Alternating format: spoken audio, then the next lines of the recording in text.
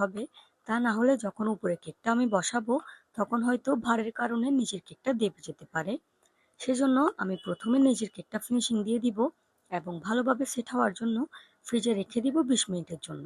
এরপর আমি উপরের কেকটাও ফিনিশিং দিয়ে দিব। আসলে আমি আগে কখনো 2 টায়ার কেক ডেকোরেশন আপনাদের সাথে শেয়ার করিনি, কিংবা উপরে কেকটা বসানোর সময় কোনো প্রকার ভিডিও রেকর্ড করিনি, যার কারণে এবার খুব ভয় কাজ করছিল যে কিভাবে কেকটা বসাবো, যদি কোনো রকম নষ্ট হয়ে যায় কিংবা পড়ে যায় এরকম কিছু।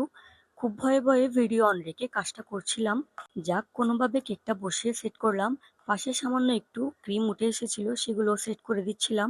আমি এই কেকটা সেট করার জন্য 2টা স্ট্র ইউজ করেছি।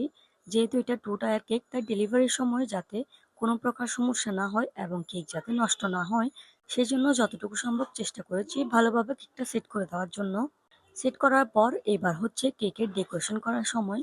এই কেকে কিছু ফ্লোরাল থিমের ফ্লাওয়ার ছিল, তাই আমি কেকে কালারের সাথে একটু রেড কালার মিক্স করে কালারটা একটু গাঢ় করে নিলাম।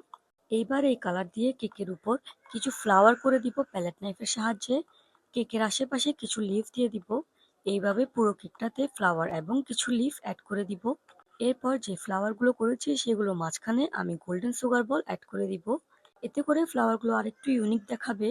এভাবে প্রতিটা ফ্লাওয়ারের মাঝখানে গোল্ডেন সুগার বল অ্যাড করে দিব এবং তারপর পুরো কেকটাতে ঘুরিয়ে ঘুরিয়ে ছোট বড় মিক্স সুগার বল অ্যাড করে দিব। মোটামুটি আমাদের কেক ডেকোরেশন প্রায় শেষ। লাস্টলি আমি বোর্ডে ভাইয়ার দেওয়ার নামটা বসিয়ে দিব। এটাই ছিল আমাদের আজকে 2 টায়ার কেক ডেকোরেশন। এরকম আরো অনেক ভিডিও পেতে আমাদের পেজে লাইক এবং ফলো দিয়ে রাখবেন। আজকের মতো আল্লাহ হাফেজ।